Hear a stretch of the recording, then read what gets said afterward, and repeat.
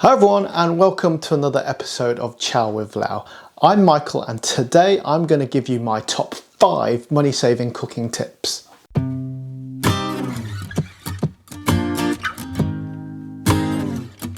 If you've not been hiding under a rock, you must have noticed that we are in a bit of a cost of living crisis at the moment. It's looking a bit scary out there. Food prices are soaring, energy prices are rocketing, bank balances are shrinking. It seems that every time we blink, something's gone up in price. I'm not here to say that I can solve all these problems, but if I had my way, food, clothes and houses would be free and we'd all be travelling by jetpack. No, I can't make that happen yet, but I can help you save money and eat well. So I present to you my 5 top money saving cooking tips. Number 5, buy frozen.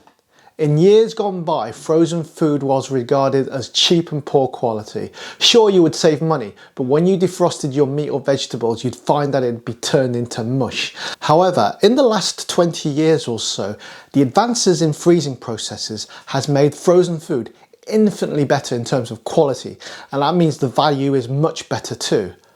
Just to be clear, I'm not talking about frozen processed foods like ready meals. I'm talking about products like raw chicken, shellfish, vegetables, etc.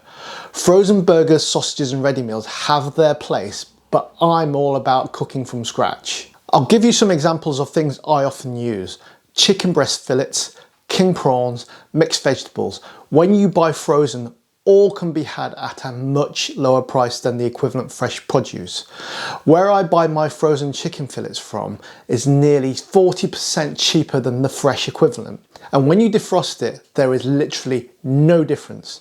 And this is common across the board. When it comes to fruit and vegetables, it's been proven that because when they're frozen where they're picked, they lose less nutrients, less vitamins and minerals than fresh vegetables and fruit that have been transported and then sit out on shelves in supermarkets. Plus you can buy larger quantities because it works out cheaper by weight, and there's less waste because you take out and defrost only what you need. If you buy fresh, the clock starts ticking as soon as you put it in the fridge, and if you don't eat it in time, it goes off and you have to throw it away. Of course you could have frozen it when you bought it, but then you could have bought frozen in the first place and saved money. So folks, save money, buy frozen. Except for tuna. Frozen tuna sucks. Number 4 on my list is cook from scratch. I may be a little biased here as this is essentially the raison d'etre of my channel, but generally cooking from scratch is usually cheaper than buying ready meals and much more affordable than takeout food. Now don't get me wrong, I like a cheeky fast food delivery as much as the next person, but it's way expensive. Cooking from scratch means that you can buy the ingredients for much less per meal and save a ton of money in the long run. And there are big benefits from cooking. It's good for your mental health, it can be relaxing, and there are few better feelings than serving up a lovely home cooked meal to your family and friends. And if that has motivated you, I have over 100 video recipe tutorials for you to try out on my channel. Tip number 3, cut thinly. In the West, people tend to serve up their food as big lumps of meat and vegetables. And though I do like a steak and chips myself, it's not the most efficient way of consuming food, especially if you're on a budget. Chinese or Asian cooking is largely based on stir frying, where your meat and vegetables are cooked at high temperatures for a very short amount of time. This means 2 things. Number 1, in order to cook food during this fast process, the ingredients have to be sliced thinly. Number 2, your ingredients go much further. Take your typical 8 ounce or 227 gram steak. This would normally serve 1 person as a steak, but slice it thinly and you can cook it up as a stir fry dish to serve 2 to 3 people. And you don't have to use steak because obviously we're trying to save money here. For the price of a couple of good steaks, you can buy a big joint of the cheapest cut of beef in the supermarket, cut off what you need and freeze the rest for later. But that's going to be super tough, right? Yes, but we can do something about that. After you sliced it up thin, you can velvet it. Velveting is a process championed by the Chinese to tenderize cheap chewy cuts of meat. It involves a bit of bicarbonate of soda or baking powder and a little cornstarch or corn flour. It really works, and you can use it on just about any meat to make it more tender. I've done a video about it before, and I'll leave a link in the description below. Tip number 2, eat like the Chinese. I want to start this by saying that I was born and raised in the UK, so this is not any kind of attack on Western lifestyles. However, in the West, we like to eat our own plate of food. And by that, I mean we all have individual servings on our own plate. And that's great, but it's not the most efficient way of eating, because we tend to overfill our plates, and because we don't like waste, we're taught from a very early age that we should finish our dinner. We end up cooking too much and eating way too much food. Now, the Chinese way of cooking is based on family eating, where it is a very social occasion. We prepare plates of food to share. There may be a stir-fry dish with meat, a fish dish, a vegetable dish, etc, etc. And we all have our own little bowls of rice, and we take a bit of whatever we fancy instead of having one plate of one kind of food. This is a very balanced way of eating, because you have a great mix of different dishes to pick at, and you don't eat too much of one thing.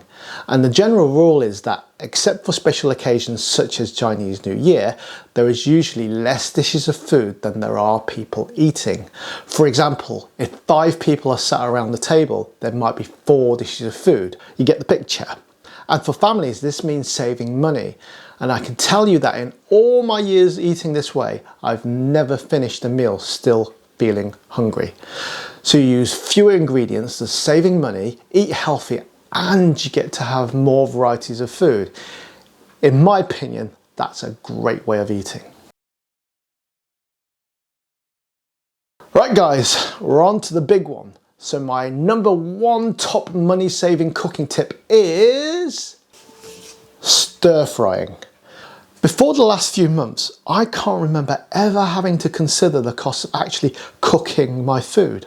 Like everyone else, I keep an eye on my heating thermostat in the winter and brace myself when the energy bill comes through the post in the spring. But only now, because of the alarming rise in energy costs, have I become concerned with the cost of how much it will be in energy to roast that chicken or boil that pasta. As a YouTuber, my channel is essentially a small business, so every video I make has a cost attached to it. So this is something I'm acutely aware of, and I really worry about the effects this is having on families across the world. By the way, if you think these tips are useful to you and anyone else you know, please go ahead and like and share this video. And if you haven't already, please consider subscribing to my channel.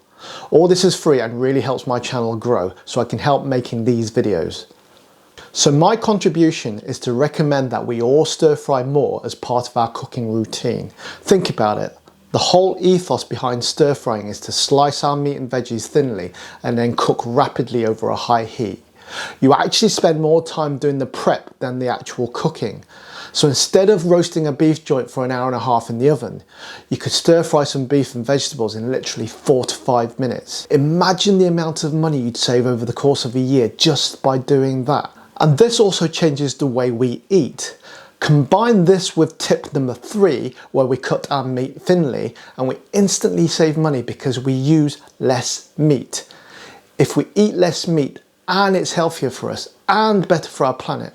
I've made a full video about this, by the way. I'll put a link in the description below.